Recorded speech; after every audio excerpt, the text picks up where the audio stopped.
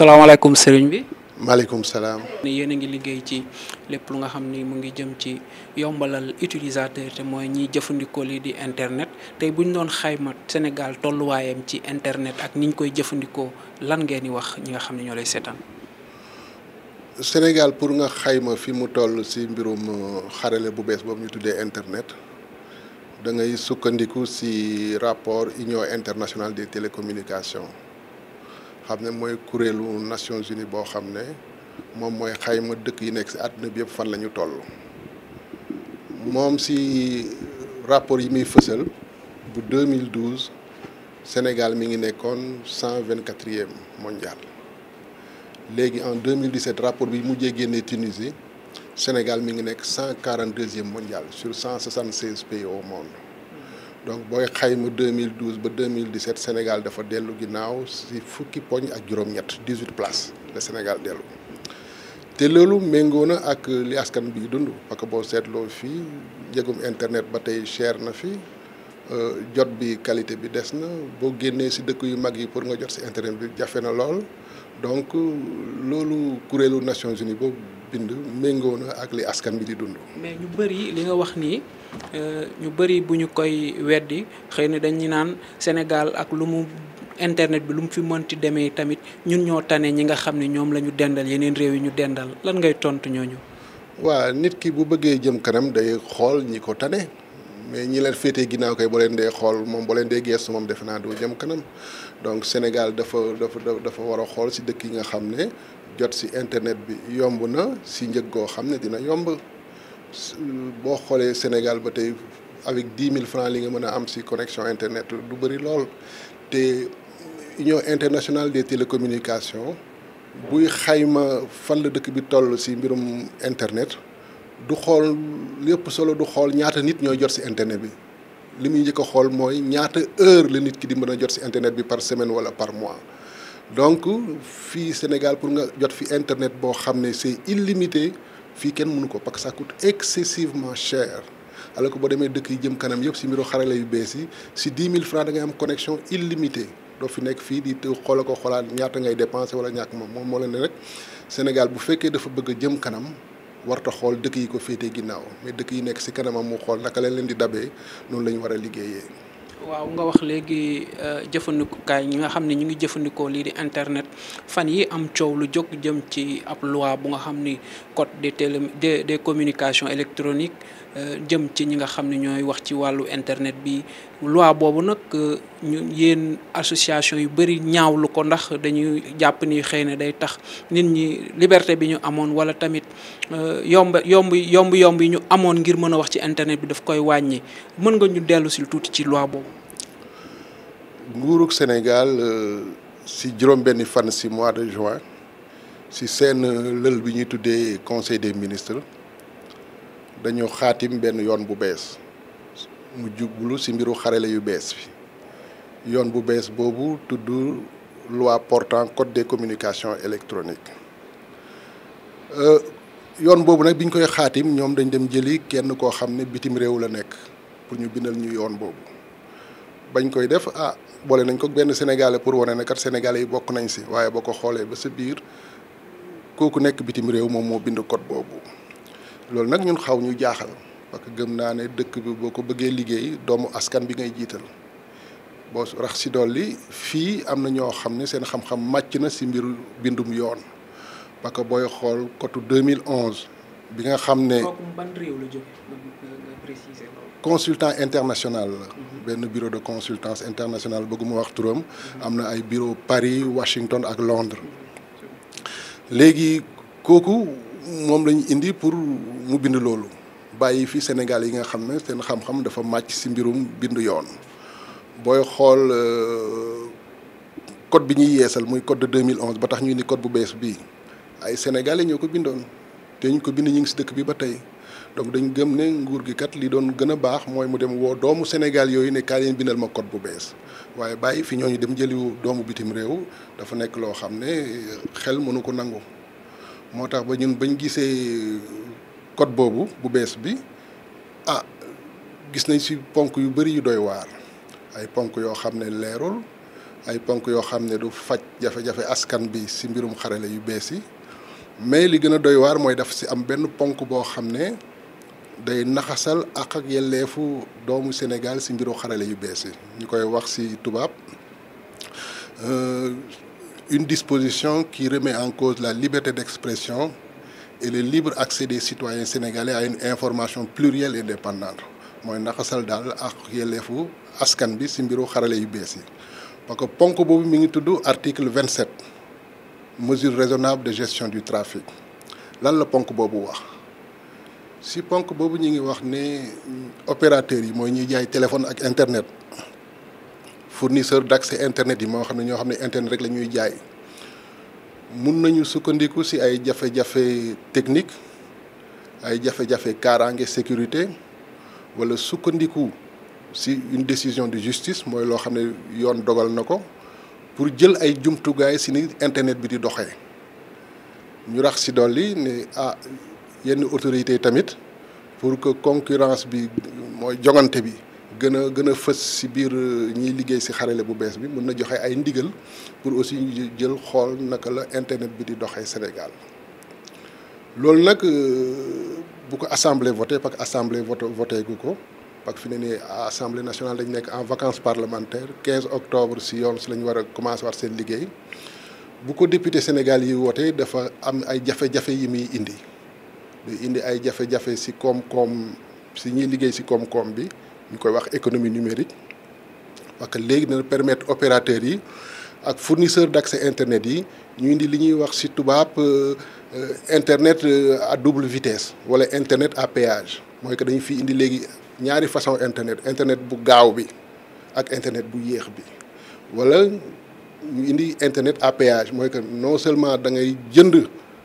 connexion internet bi mais boo ngay jot si yeneen service da ngay fayaat encore mu nekk double paiement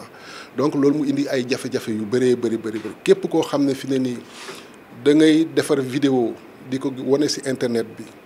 wala nga koy yóbbu si YouTube wala si yeneen chaînes yi xamal ne loi boobu bu jàllee bu neexee opérateurs yi ces vidéos yooyu kenn dootu ko mën a seetaan kenn dootu ko mën a gis parce que dañuy wàññi doole bi ba kenn koo xam ne da ko bëgg a seetaan day mujj sax xaddi parce que bu bësee bala muy gis vidéo bi dina toog lu yàgg donc day jox ay opérateurs ay jumtukaay pour ñu naxasal képp koo xam ne da nga nekk entrepreneur numérique képp koo xam ne da ngay liggéey si numérique bi boo lëkkaloowul ak opérateurs yi dootoo mën a liggéey rax si dolli ñu ne loi boobu da leen di permettre ñu mën di filtrer ay contenu mooy ñuy segg ay xibaar yu nekk si biir internet bi te segg boo ko dee def mooy yaa ngi def remise en cause de libre accès à une information plurielle et indépendante boole ko am na information yoo xam ne mën nañ ko bloquer mën nañ ko supprimer donc loolu di indi na nag lépp kenn dootul mën a wax la neex si internet bi parce que boo koy xool démocratie kenn du ko nattee si parti politique yu bëri ab dëkk duñ ne parti politique yi bëri nañ fa rek démocratie am na démocratie kenn du ko nattee si ay élection ab dëkk duñ def ay élection mu am alterne ñu ne am na démocratie moom mooy libre accès le libre accès et la libre participation des citoyens au débat politique et à la décision politique mooy que askan bi képp ku mu neex nga mën a wax sa xalaat si ni dëkk bi doxee ñu ànd xalaatandoor ñu ànd dogalandoor donc booy seetlu Sénégal li ñuy wax démocratie benn yoon dong lañ ko fi mën a gis mooy bu référendum amee fi ñu woowee askan bi yëpp ne leen ñëw leen ñu dogalandoor mais bu loolu weesoo am na décision yu bëri yoo xam ne autorité dañ koy jël waxuma boole si askan bi sax du ko yëg pour jox la si benn misaal boo xoolee assemblée nationale bi nga xam ne seen session mi ngi jeex 30 juin bi passé amul benn loi bu assemblée nationale bi voté ba publier ko te yoon dafa wax ne article 66 de la constitution et article 96 du règlement intérieur que l'intégralité des travaux et documents parlementaires est à publier au journal officiel ou au journal des débats mooy que assemblée nationale loi bu mu mënti def liggéey bu mu mënti def da ko war ko wasaare pour askan bi xam lan la te assemblée bii ñu nekk nii amul benn loi bu ñu voté publier ko fi ne ni loi parrainage bii di lëmbee dëkk bi sax boo ko bëggee gis doo ko mën a gis pour wax ne leen ko donc démocratie Sénégal ak tout sin si am mooy mën a wax sa xalaat donc bu ñu indee loi bu bees nag buy naxasal wax sa xalaat boobu nga xam ne kon kooku lii dafay nekk loi boo xam ne day delloo démocratie Sénégal ginnaaw moo tax nag ñu doon ñaax député Sénégal yi bala ñuy voter loi bi ñu indi si ay coppite bi mooy ponk bu mujj bi si loi boobu ñu dindi ko mooy bi nga xam ne day wax opérateurs yi ak autorités yi que mën nañu di bloquer di filtrer wala di ralentir ay xibaar yu nekk si biir internet bi. en fait yow monsieur Guèye temps bi ngay waxee ni démocratie dafa soxla nit ñi wax seen xalaat am na aussi ay sénégalais yu ñaawlu façon bi nga xam ni seen ay mbokki sénégalais ñu ngi koy utiliser internet am na sax ñu gis ne ñoo war a xoolaat na lañ koy organiser benn yéen jëf-jëf yu ñaaw yi dootu ci am donc bu loi bi ñëwee ñoom dañ koy rafetlu wala demeewul noonu. waaw loolu ñu ngi koy wax lu bëri na sénégalais yi ñu si bëri ni ñuy jëfandikoo internet bi baaxul dafa ñaaw mais li ma bëgg a wax si loolu moo ne amul benn étude amul benn analyse buy wane ne kat sénégalais yi ni ñuy jëfandikoo internet bi baaxul maintenant li am moo di ne am na quelques faits divers am na quelques événements yu xew ci internet bi relayés par la presse hyper médiatisés par la presse loolu ma bëggoon ci indi ay quelques xalaat benn bi moo di ne internet nit ñi yaakaar ne noonu lay doxee du doxee noonu kenn bu warta yaakaar ne internet boo fa dugalee information rek ñëpp nañ ci jot ay millions de vues ngay am internet c'est une jungle de l'information il y a des milliards d'informations donc boo fa dugalee information à part yow ak ñi la wër kenn du ko yëg loolu moo tax sax Google ak Facebook di am xaalis parce que ñoom dañ la naa dugal nga information ci internet bi fay ma woon ko nit ñi pour dire que ne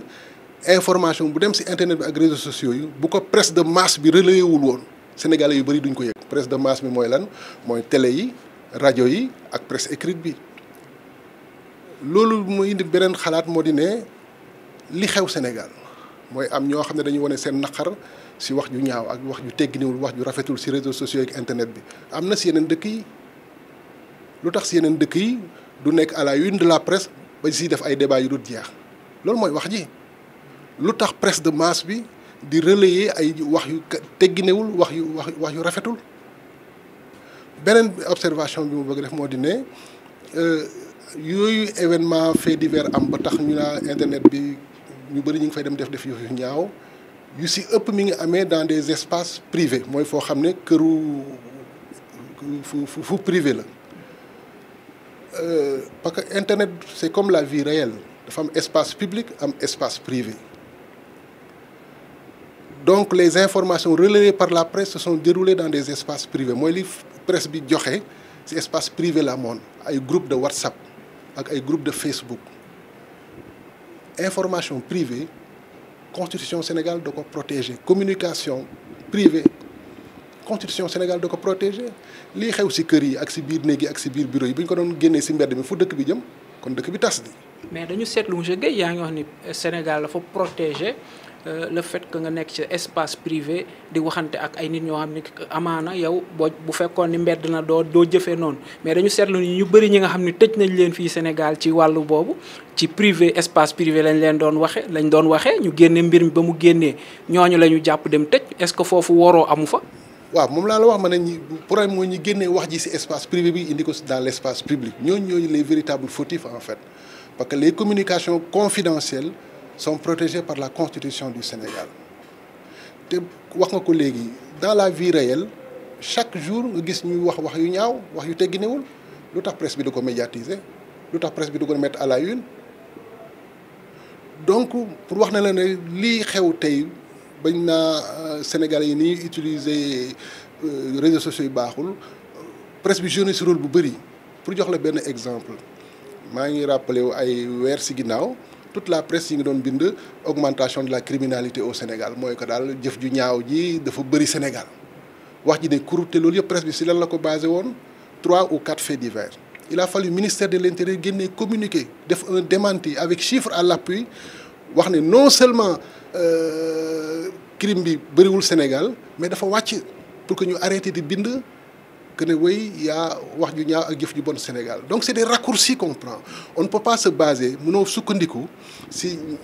ñeenti fait pour tirer une conclusion générale appliquer ko ci dëkk bi seen kër gii bu fekkoon am na kenn wala ñaar ñuy wax ju ñaaw ñu leen fii kat amul kenn kuy wax lu baax di ngeen ko nangu donc wax ji loolu la boole ko foo di foo tourné gis ñu naa réseaux sociaux yi la déedéet du réseaux sociaux yi la bés bu ne nga gis ko yël oto dem sàcc def ci ñu ek nañ naa oto yi la donc loolu ba mu commencé am ba tey autorités yi nag gis nañ dañ siy sukkandiku di basé wu sur l'indignation collective pour indi ay lois yoo xam ne day gën a contrôle bi ñuy def ci internet bi parce que la réponse des autorités bi mbir mi amee ba tey mooy la répression et le contrôle arrêté nit ñi yóbbu ci commissariat yi tëj kaso et que tax na mbir mi arrêté et que tax na ñu nit ñi di arrêté di wax yow tegginewul yi ci internet bi non pour dire que donc problème bi racine bi mooy lu tax Sénégalais yi jël internet bi di pour exprimer leur rage et leur colère lu waral loolu donc c'est un problème sociétal donc ñun askan bi yëpp la ñuy interpeller donc bu ñu duut baaraam rek réseaux sociaux yi parce que nit ki na nga mel dans la vie réelle noonu ngay mu comporté wu daal sur les réseaux sociaux boo nekkee nit ku correct nit ku baax boo demee ci internet bi aussi lu baax ak lu correct rek nga fay def. léegi monsieur Guèye au-delà de xëy na conséquences yi nga xam ni dina ko am ci démocratie ak liberté d'expression sànq junj nga ko mais dama bëgg nga dellu ci ñi nga xam ne tey seen li ñuy def ci seen poste ñu ngi ko yaakaar ci xëy na YouTube bi ñu nekk di fa dugal ay vidéo ak ñu mel ni ñun nga xam ni tey site internet nga xam ni da ngay def vidéo di ko dugal ci internet bi benn opérateur mën na xëy suba rek ne comme seen vidéo yi dafa bëri xëy na bande passante yi ngeen di utiliser dafa bëri dañ koy wàññi ban conséquence économique la ñi nga xam ñooy yëngu ci internet bi war a xaar bis bu loi boobu jàllee. mais mooy gàllankoor koom-koom bi nekk ci xarale yu bees yi mooy donner un coup de frein au développement de l'économie numérique dans ce pays parce que ñëpp ñi nga xam ne dañuy dund nekk ay entrepreneurs du numérique yaakaar seen dépense su kër ci internet bi ak réseaux sociaux yi ñoom dootuñu mën a liggéey. ci jamono ji nga xam ne ñu ngi wax wàllu xëyum ndaw ñi. mi ngi noonu boog nag xale yu bëri fi ne nii ñi ngi góorgóorlu defar ay vidéo di ko dugal ci YouTube bi di ko dugal di créer seen i propre site web di jéem a def seen i application ëllëg loi bi bu jàllee opérateurs yi mën nañ bloquer yooyu yëpp wala ñu ne la fekkee da nga bëgg a liggéey ñëwal ci ñun fay ñu comme par exemple États-Unis na fa amee Netflix xam ne day jaay ay vidéo ci internet bi moom day fay opérateurs yi pour que opérateurs yi dugal ay vidéo am ci yoon yu gaaw yi parce que nee naa loi bi bu jàllee léegi opérateurs yi mën nañu créer internet à 2 vitesses internet bu gaaw bi ak internet bu yéex bi yow boo amee xaalis nga dem fay opérateurs yi ñu jël say vidéo teg ko ci internet bu gaaw bi yow boo amulee xaalis nag sa vidéo ci internet bu yéex bi lay nekk mooy que kenn du ko seetaan parce que boo cliquer bala ngay gis benn image yi nga toog 10 à 15 minutes donc xale yi yëpp di liggéey ci numérique bi te nga xam ne amuñu les moyens dem ci opérateurs yi pour ñu fay leen pour que ñoom seen i application yi ñu teg ko ci voie rapide yi mooy que dootuñu liggéey mooy c'est un frein à l'innovation et à la compétitivité te lii ñu bëgg a def bu fekkoon sa njëlbéen lañ ko defoon ci internet bi mais ñu bari duñ liggéey tey donc moo tax ma ne ñu ñaan député Sénégal yi ñu xoolaat loi boobu ñu soppi ko nañu jiital li baax ci askanu Sénégal askanu Sénégal mooy internet bi ñu am nii maintenant nag am na ay jafe-jafe ñun ñoo war a toog waxtaan pour xool naka lañ koy saafara. léegi bu fekkee ni loi bi ngeen xam ne yéen a ngi koy ñaawlu bu fekkee dem nañ ba xam ni voté nañu ko bu boobaa yow yéen yan moyen ngeen am pour vraiment topp ko pour. xëy na duñ ko sax buñ fekkee ni voté nañ ko duñu génne décret d'application bi. waaw ñun fi ne nii pour xeex loi boobu li ñuy njëkk a def mooy sensibiliser député yi moo tax dañ bind bataaxal jébbal ko député Sénégal yëpp bala ñuy voté loi bi pour xamal leen kat jafe-jafe yi nekk ci loi bi ak li mu mën a indi ci Sénégal comme ça suba benn député du wax ne kat yëgu ma woon ne xaw ma woon ne loi bi lii lay indi Sénégal. bu loolu weesoo dañuy organiser ay journée de protestation en ligne mooy jour bi nga xam ne assemblée nationale dina commencer waat liggéeyam vers 15 octobre nañu wax sénégalais yëpp ku koy mën nga poster ay messages ci réseaux sociaux yi pour wax sa njàqare ak sa jaaxle ci bu loi bi jàllee donc bëgg nañ si organiser ñaari journée de protestation en ligne bu loolu weesoo loi bi fekkee jàllale nañ ko. ñu dañ jéem a ut fukki député ak juróom-benn 16 députés pour xool naka la ñuy déposer recours devant la Cour suprême parce que loi bi dafa entrer en contradiction avec beaucoup de lois qui protègent la liberté d'expression au Sénégal donc noonu lañ ko xalaatee te wax nag askan bi mu nañ si jàpp parce que ñun ñëpp lii bu jàllee ñun ñëpp lay laal donc combat bi du ñun combat askan bi yëpp la mais gëm nañ ne ñu ngi koy rafetal ne député yi kat dinañ jiital li baax si askanu Sénégal ba loi ba bu ñu leen ko indilee nañ si indi coppite ñu ngi rafet njort